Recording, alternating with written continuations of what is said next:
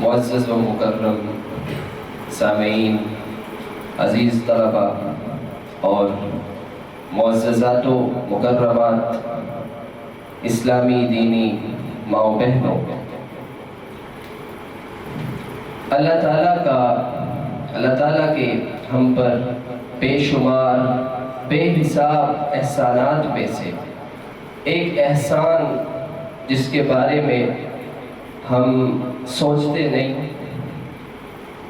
جس احسان اور نعمت کے عظیم ہونے کو ہم محسوس نہیں کرتے، بلکہ اس کے نعمت ہونے کا ہمیں احساس بھی نہیں۔ وہ نعمت، وہ احسان اللہ تعالیٰ کا ہمیں اپنے آخری پیغمبر، آخری رسول جناب محمد بن عبداللہ صلی اللہ علیہ وسلم کی امت میں پیدا کرنا ہے۔ یہ وہ احسان ہے، یہ وہ نعمت ہے جسے ہم فیل نہیں کرتے، محسوس نہیں کرتے۔ اللہ تعالیٰ نے اس آخری امت کو، جس میں میں اور آپ ہیں، اس آخری امت کو بہترین امت قرار دیا۔ کنتم خیر امہ، فرمایا تم بہترین امت ہو۔ ایک دوسرے مقام پر فرمایا وَكَذَلِكَ جَعَلْنَاكُمْ أُمَّةً وَسَطًا، اور ہم نے تمہیں بہترین امت بنایا۔ ساتھ ذمہ داریاں بھی بتائیں کہ تم نیکی کا حکم دو گے، برائی سے روکو گے اور اللہ پہ ایمان لاؤ گے، لیکن الغرض اللہ تعالیٰ نے اس امت کو بہترین امت قرار دیا، اور بہترین ہونے کا یہ اعزاز دنیا میں بھی ہے، قیامت کے دن بھی ہوگا اور جنت میں بھی برقرار رہے گا۔ قیامت کے دن نبی صلی اللہ علیہ وسلم اپنی امت کو ان کے اعضائے وضو چمکنے سے پہچانیں گے۔ صحابہ کرام رضی اللہ عنہم نے نبی صلی اللہ علیہ وسلم سے سوال کیا کہ یا رسول اللہ اتعرفنا یومئذ، کہ اللہ کے رسول کیا آپ اس دن، قیامت کے دن ہمیں پہچان لیں گے؟ آپ نے فرمایا نعم، ہاں میں تمہیں پہچان لوں گا۔ کیوں؟ کیونکہ لکم سیما لیست لأحد من الامم، فرمایا تمہارے لیے ایک ایسی نشانی ہوگی جو اور کسی امت کی نہیں ہوگی۔ تریدون علی غرا محجلین من اثر الوضوء، تم میرے پاس اس حالت میں آؤ گے کہ تمہارے اعضائے وضو چمک رہے ہوں گے۔ پھر یہ امت جس میں میں اور آپ ہیں، یہ پہلی امتوں تک اللہ کے پیغام پہنچ جانے کی گواہی بھی دیں گے۔ نبی صلی اللہ علیہ وسلم فرماتے ہیں کہ قیامت کے دن نوح علیہ السلام اور ان کی امت اللہ تعالیٰ کے پاس آئیں گے۔ اللہ تعالیٰ نوح علیہ السلام سے پوچھیں گے کہ کیا آپ نے میرا پیغام اپنی امت تک پہنچا دیا تھا؟ تو نوح علیہ السلام کہیں گے کہ جی اے میرے رب۔ اور آپ جانتے ہیں کہ نوح علیہ السلام نے 950 سال اللہ تعالیٰ کا دین، اللہ تعالیٰ کے دین کی تبلیغ کی، لوگوں کو اللہ تعالیٰ کا پیغام پہنچایا، دن میں رات میں اعلانیہ طور پہ چھپ کے ہر طرح سے اللہ تعالیٰ کا پیغام لوگوں تک پہنچایا۔ تو نوح علیہ السلام کہیں گے کہ جی اے میرے رب، میں نے آپ کا پیغام اپنی امت تک، لوگوں تک پہنچا دیا تھا۔ تو اللہ تعالیٰ نوح علیہ السلام کی امت سے پوچھیں گے کہ کیا نوح علیہ السلام نے میرا پیغام تم تک پہنچا دیا تھا؟ وہ کہیں گے نہیں، ہمارے پاس تو کوئی نبی آیا ہی نہیں، تو پیغام بھی نہیں پہنچا۔ پھر نوح علیہ السلام سے اللہ تعالیٰ پوچھیں گے کہ آپ نے جو میرا پیغام لوگوں تک پہنچایا، اپنی امت تک پہنچایا، اس بات پر آپ کی گواہی کون دے گا؟ تو نوح علیہ السلام کہیں گے کہ محمد، جناب محمد صلی اللہ علیہ وسلم اور ان کی امت اس بات پہ گواہی دیں گے، کیونکہ میں اور آپ قرآن کو، حدیث کو پڑھنے کی وجہ سے یہ بات جانتے ہیں کہ نوح علیہ السلام نے اللہ تعالیٰ کا پیغام اپنی امت تک پہنچایا تھا۔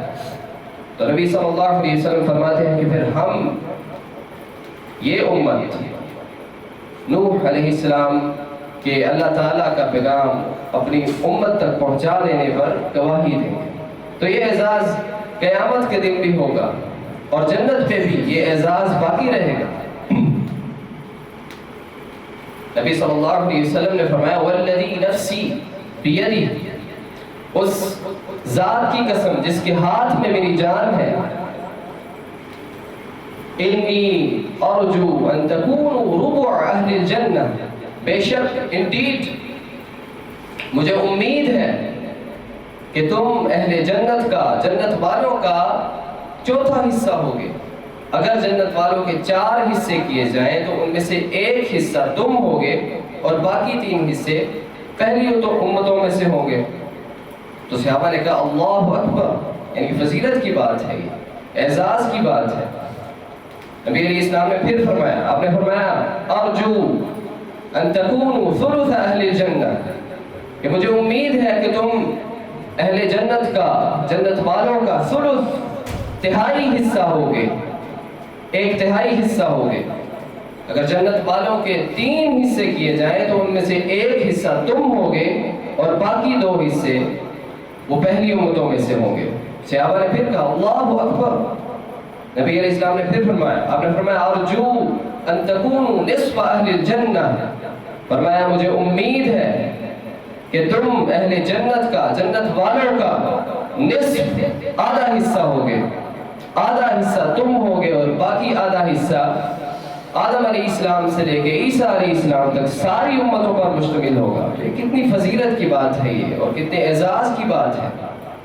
اور پھر یہی بس نہیں، نبی علیہ السلام نے اس سے بھی آگے کی بات فرمائی۔ آپ نے فرمایا اہل الجنت 20 و 100 صف، اہل جنت کی 120 صفیں ہوں گی، 80 منها من هذه الامہ، فرمایا ان 120 صفوں میں سے 80 صفیں اس امت میں سے ہوں گی، اس آخری امت میں سے جس میں میں اور آپ ہیں، وَأَرْبَعُونَ مِنْ سَائِرِ الْأُمَمِ، اور باقی 40 صفیں وہ پہلی ساری امتوں میں سے ہوں گی۔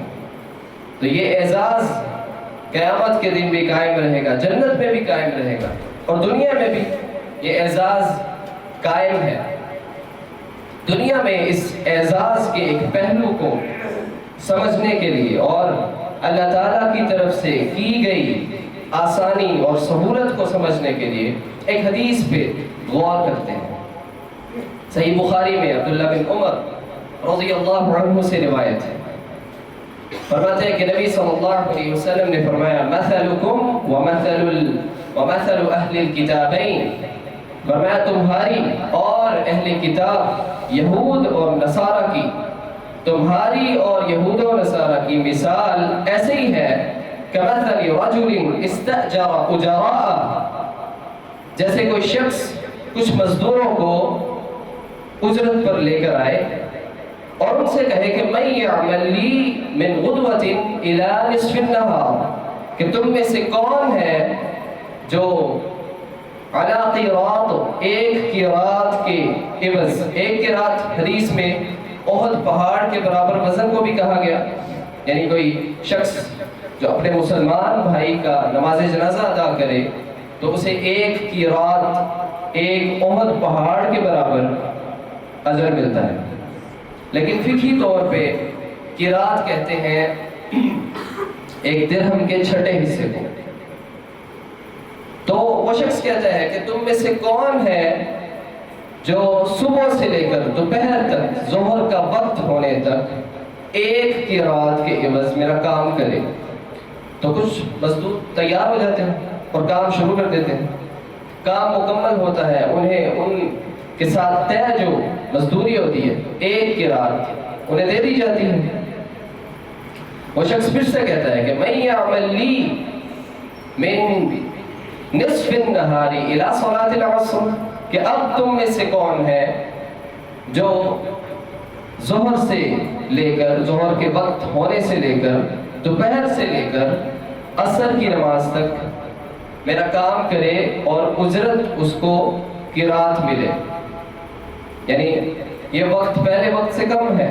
پہلے صبح سے لے کر ظہر تک کام کیا اور مزدوری 1 قرات ملی.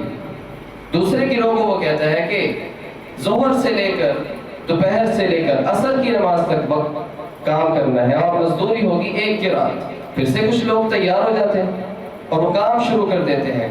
کام مکمل ہوتا ہے, انہیں ان کے ساتھ طے شدہ 1 قرات ان کی مزدوری دے دی جاتی ہے.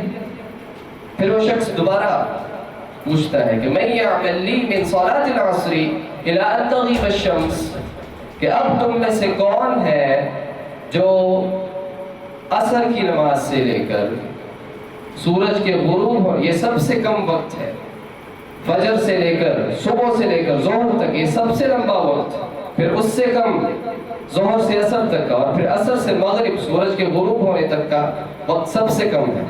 تو وہ کہتا ہے کہ تم میں سے کون ہے جو عصر کی نماز سے لے کر مغرب تک سورج کے غروب ہونے تک 2 قرات کے عوض میرا کام کرے.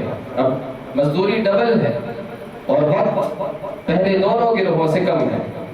پھر سے کچھ لوگ تیار ہو جاتے ہیں, کام کرتے ہیں, انہیں ان کی مزدوری 2 قرات وہ دے دی جاتی ہے. نبی صلی اللہ علیہ وسلم فرماتے ہیں یہ جو جنہوں نے صبح سے لے کے دوپہر تک کام کیا یہ یہود ہیں, انہوں نے کام سب سے زیادہ کیا ہے اور مزدوری ان کو ملی 1 قرات. پھر جنہوں نے ظہر سے لے کر عصر تک کام کیا یہ نصارہ عیسائی ہیں, انہوں نے ان سے کم کام کیا ہے اور مزدوری انہیں بھی 1 قرات ملی ہے. اور جنہوں نے عصر کی نماز سے لے کر مغرب تک کام کیا فَأَنْتُمْ هُمْ, فرمایا یہ تم ہو, یہ تم مسلمان ہو جنہوں نے کام سب سے کم کیا ہے اور اجرت مزدوری ان کو ڈبل ملی ہے. نبی صلی اللہ علیہ وسلم فرماتے ہیں اس بات پہ یہود و نصارہ غضبناک ہوئے, انہیں غصہ آیا اور انہوں نے اس شخص سے اعتراض کیا, کہا ما لنا اکثر عملا واقل عطاء, کہ ایسا کیوں ہے, ہمارے ساتھ ایسا کیوں ہے کہ ہم نے کام زیادہ کیا ہے اور اجرت ہمیں کم ملی ہے, ایسا کیوں ہے؟ گویا کہ وہ اللہ تعالیٰ پہ اعتراض کر رہے ہیں کہ ہم نے کام زیادہ کیا اور ہمیں اجرت کم ملی, اور یہ مسلمان انہوں نے کام تھوڑا کیا ہے اجرت ان کو زیادہ ملی ہے, ایسا کیوں ہے؟ تو اللہ تعالیٰ ان کو کہتے ہیں کہ هل نقصتكم من حقكم, کیا میں نے تمہارا جو حق تھا, تمہارا جو بنتا تھا, جو تمہارے ساتھ طے ہوا تھا, کیا میں نے اس سے کم تمہیں دیا ہے؟ وہ کہتے ہیں نہیں, ہمیں ہمارے ساتھ جو طے ہوا تھا ملا تو وہی ہے. تو اللہ تعالیٰ کہتے ہیں فَذَلِكَ فَضْلِي أُوتِيهِ مَنْ أَشَاءُ, یہ جو مسلمانوں کو کام کم کرنے پر اجرت ڈبل ملی ہے, فَذَلِكَ فَضْلِي, اللہ تعالیٰ فرماتے ہیں یہ میرا فضل ہے, أُوتِيهِ مَنْ أَشَاءُ, میں جسے چاہتا ہوں اپنا فضل عطا کرتا ہوں, کوئی مجھے پوچھنے والا نہیں. اللہ تعالیٰ کبھی ظلم نہیں کرتے, کسی پہ ظلم نہیں کرتے. اللہ تعالیٰ کا معاملہ بین العدل والفضل, اللہ تعالیٰ ہمیشہ یا تو عدل کرتے ہیں یا فضل کرتے ہیں. تو اللہ تعالیٰ کہتے ہیں کہ یہ جو مسلمانوں کو کم مشقت اٹھانا پڑی اور اجرت ان کو پہلے والوں سے ڈبل ملی, فَذَلِكَ فَضْلِي, یہ میرا فضل ہے, أُوتِيهِ مَنْ أَشَاءُ, میں جسے چاہتا ہوں اپنا فضل عطا کرتا ہوں.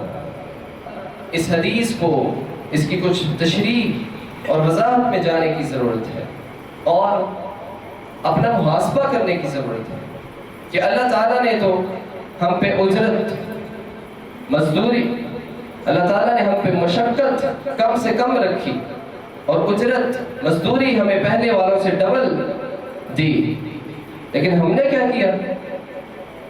اگر ہم نے اس موقع سے, اس اپرچونٹی سے فائدہ نہیں اٹھایا تو ہم سے بڑھ کر کوئی بد نصیب اور بدقسمت بھی کوئی نہیں.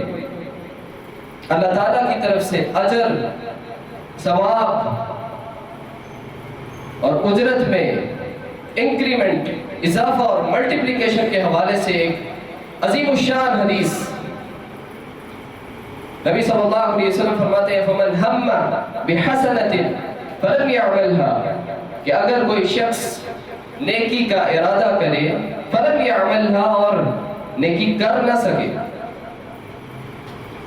حج کا ارادہ ہے، عمرے کا ارادہ ہے، قربانی کا ارادہ ہے، دل کرتا ہے، چاہت ہے، لیکن استطاعت نہیں، طاقت نہیں، کر نہیں سکتے، فمن ہم بحسنۃ فلم یعملھا، نبی علیہ السلام فرماتے ہیں نیکی کا ارادہ کرے جو اور کر نہ سکے، استطاعت نہیں، طاقت نہیں، کتب اللہ لہ عندہ حسنۃ کاملہ، اللہ تعالیٰ نیکی کی نہیں ہے، نیکی کیے بغیر ہی اللہ تعالیٰ ایک پوری نیکی لکھ لیتے ہیں اپنے پاس۔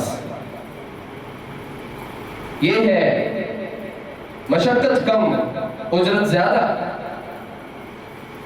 آگے نبی علیہ السلام فرماتے ہیں فَإِنْ هُوَ هَمَّ بِهَا فَعَمِلَهَا، پھر اگر وہ شخص نیکی کا ارادہ کرے اور نیکی کر بھی لے، اب نیکی کی ایک ہے لیکن لکھی ایک نہیں جائے گی۔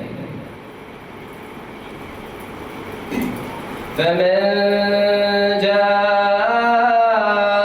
بِالْحَسَنَةِ فَلَهُ عَشْرُ أَمْثَالِهَا، نیکی کی ایک ہے لیکن لکھی ایک نہیں جائے گی، لکھنا شروع کریں گے 10 سے۔ کتب اللہ لہ عندہ 10 حسنات، اللہ تعالیٰ اپنے پاس 10 نیکیاں لکھ لیتے ہیں، لیکن یہیں پہ بس نہیں، اللہ تعالیٰ کچھ لوگوں کے لیے الی 700 ضعف 10 تک بس نہیں کرتے، اللہ تعالیٰ اس کو 10 کو بڑھا کے 700 گنا تک لے جاتے ہیں، الی اضعاف کثیرہ، اور 700 پر بھی بس نہیں، اللہ تعالیٰ کچھ لوگوں کے لیے ان کی ایک نیکی کے عوض 700 سے بھی بڑھا کر اجر دیتے ہیں۔ مثل الذین ينفقون فی سبیل اللہ، مثل الذین ينفقون اموالهم فی سبیل اللہ كمثل حبة أنبتت 7 سنابل في كل سنبلة 100 حبة، فرمایا ان لوگوں کی مثال جو اللہ کی راہ میں اپنا مال خرچ کرتے ہیں اس دانے کی طرح ہے، انبتت 7 سنابل فی کل سنبلۃ 100 حبہ، جو زمین کے سینے کو چیر کر 7 خوشے اگاتا ہے اور ہر خوشے میں 100 دانے ہیں۔ ان لوگوں کی مثال جو اللہ کی راہ میں اپنا مال خرچ کرتے ہیں اس دانے کی طرح ہے جس نے 700 دانے اگائے، اور یہی بس نہیں، وَاللَّهُ يُضَاعِفُ لِمَن يَشَاءُ، اللہ تعالیٰ جس کے لیے چاہتے ہیں 700 سے بھی بڑھا کے اجر دیتے ہیں۔ وَاللَّهُ وَاسِعٌ عَلِيمٌ، کیونکہ اللہ تعالیٰ بہت وسعت والے ہیں، اللہ تعالیٰ کے ہاں کوئی خزانوں کی کمی نہیں ہے، بہت وسعت والے ہیں، علیم، لیکن ساتھ ساتھ اللہ تعالیٰ علیم بھی ہے، اللہ تعالیٰ کو پتہ ہے کس کی نیکی میں جذبہ کتنا ہے، اخلاص کتنا ہے، نیکی کی منفعت فائدہ کتنا ہے، اس بنا پہ اللہ تعالیٰ کسی کو 10 گنا اجر دیتے ہیں، کسی کو 10 سے بڑھا کر 700 تک لے جاتے ہیں، اور کسی کو 700 سے بھی بڑھا کے اجر دیتے ہیں۔ فَذَلِكَ فَضْلِي أُوتِيهِ مَنْ أَشَاءُ، اللہ تعالیٰ کہتے ہیں یہ میرا فضل ہے، أُوتِيهِ مَنْ أَشَاءُ، جسے چاہتا ہوں اپنا فضل عطا کرتا ہوں۔ یہ ہے مشقت کم، اجرت زیادہ، ایک نیکی ہے اور 700 سے بھی بڑھا کے اجر، جذب اخلاص اور منفعت کی بنا پہ۔ پھر ساتھ ہی نبی علیہ السلام فرماتے ہیں کہ فَمَنْ هَمَّ بِسَيِّئَةٍ فَلَمْ يَعْمَلْهَا، جو شخص برائی کا ارادہ کرے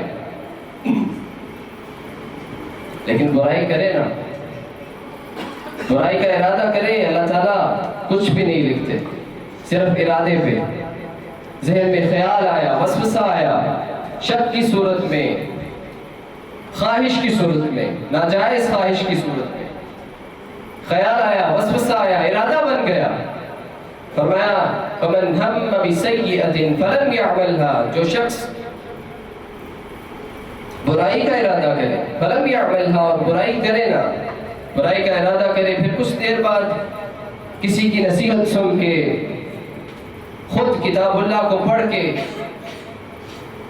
کسی کو نصیحت کرنے پر عبرت حاصل کر کے کسی طرح سے اس کے دل میں اللہ تعالیٰ کا خوف آ جائے اور اللہ تعالیٰ کی تعظیم کرتے ہوئے، اللہ تعالیٰ سے ڈرتے ہوئے، اللہ کے لیے مخلص ہوتے ہوئے وہ اس ارادے کو، برائی کے ارادے کو ترک کر دے، چھوڑ دے، محض اس ارادے کو چھوڑ دینے پہ کتب اللہ لہ عندہ حسنۃ کاملہ، اللہ تعالیٰ صرف اس ارادے کو چھوڑنے پر ہی ایک مکمل نیکی لکھ لیتے ہیں۔ فذلک فضلی اؤتیہ من اشاء، اللہ کہتے ہیں میرا فضل ہے، اؤتیہ من اشاء، جسے چاہتا ہوں اپنا فضل عطا کرتا ہوں۔ پھر اگر وہ شخص برائی کر لے فإن هو ہم بها وعملها، اگر وہ شخص برائی کا ارادہ کرے اور برائی کر لے، جب نیکی کی تھی 10 گنا اجر دیا تھا، جب نیکی کی تھی 700 گنا تک اجر دیا تھا، جب نیکی کی تھی 700 سے بڑھا کے اجر دیا تھا، لیکن جب برائی کی اللہ کہتے ہیں کوئی انکریمنٹ نہیں، کوئی اضافہ نہیں، کوئی ملٹیپلیکیشن نہیں، کتب اللہ لہ سیئۃ واحدہ، ایک برائی کی ہے اللہ تعالیٰ لکھتے بھی ایک ہی ہے بس۔ اس سب کے باوجود، اللہ کے اتنے فضل کے باوجود، اگر کسی شخص میں نیکی کا جذبہ نہیں ہے، کسی شخص کی زندگی میں نیکی کا جذبہ نہیں ہے، نیکی کا ارادہ نہیں ہے، کوشش نہیں ہے، برائی سے بچنے کا جذبہ نہیں ہے، برائی سے بچنے کی کوشش نہیں ہے، تو پھر اس شخص سے بڑھ کر بدنصیب اور بدقسمت کون ہو سکتا ہے؟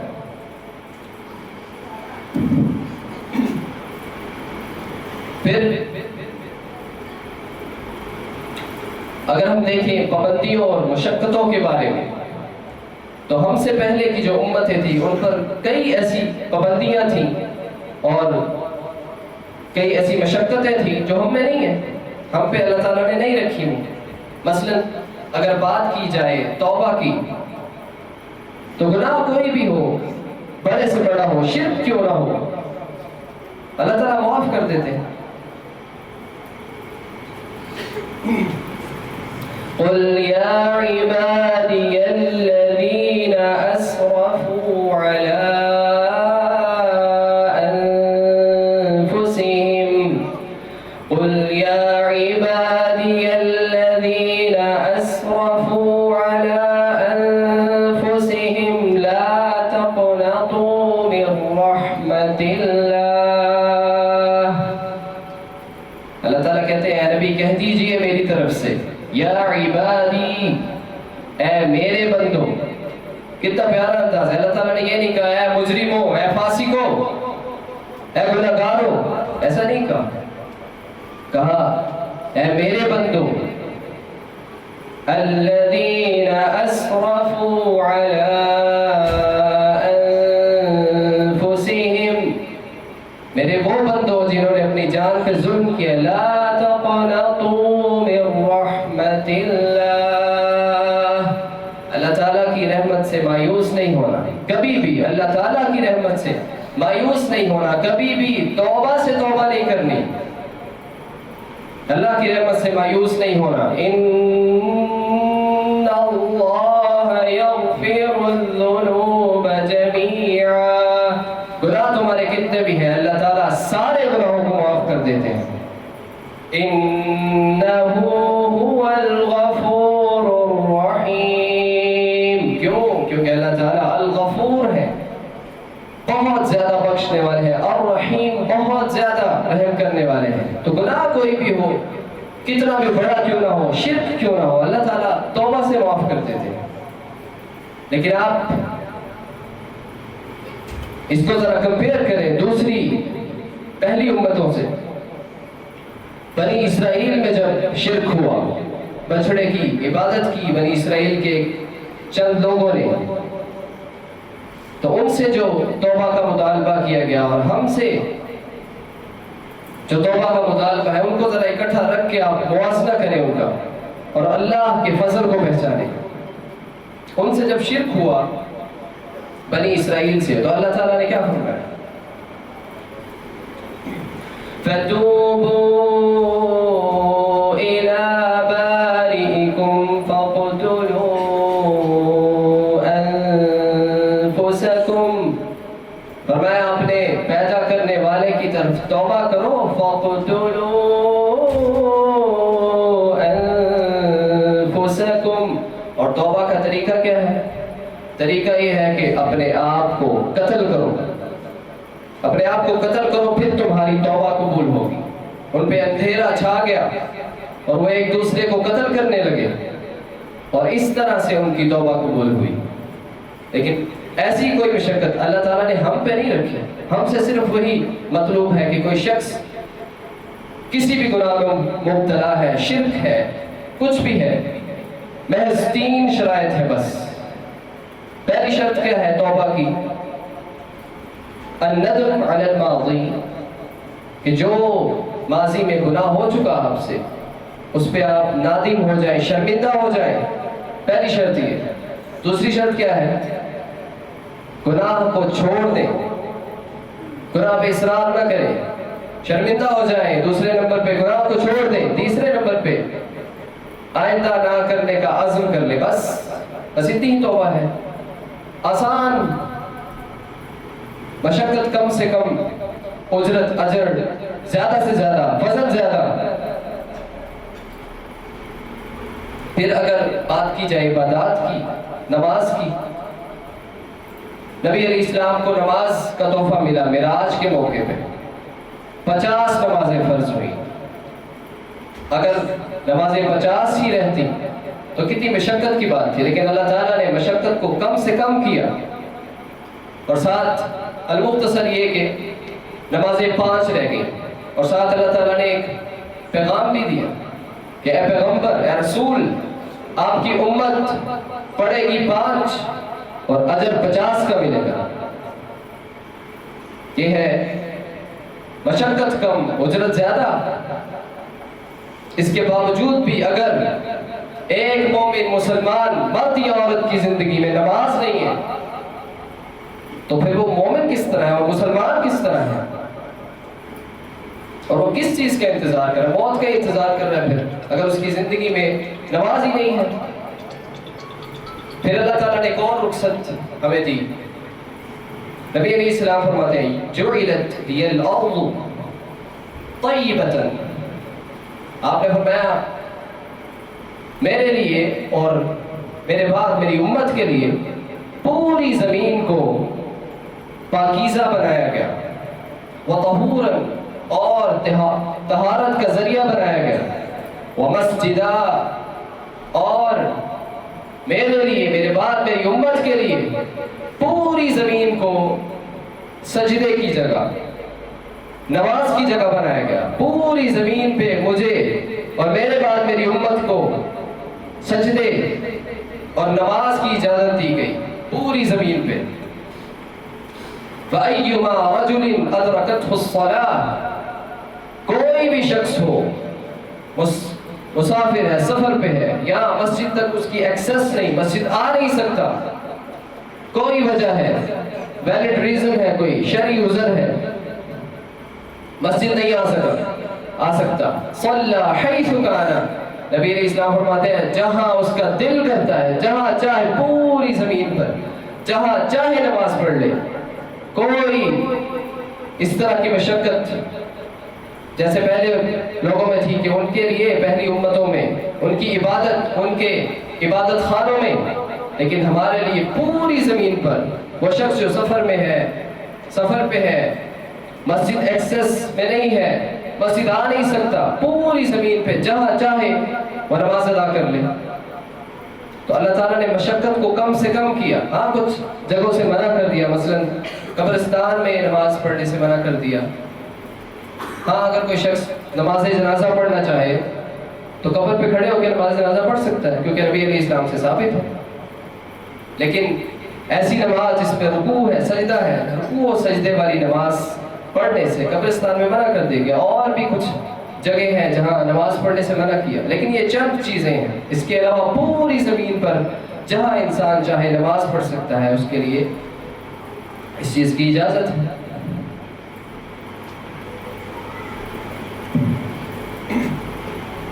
تو اللہ تعالیٰ نے مشقت کو کم سے کم کیا اور اجرت کو، اجر کو بہت زیادہ کیا ہمارے لیے۔ اللہ تعالیٰ ہمیں اصلاح اور عمل کی توفیق عطا فرمائے۔ وما توفیقی الا باللہ۔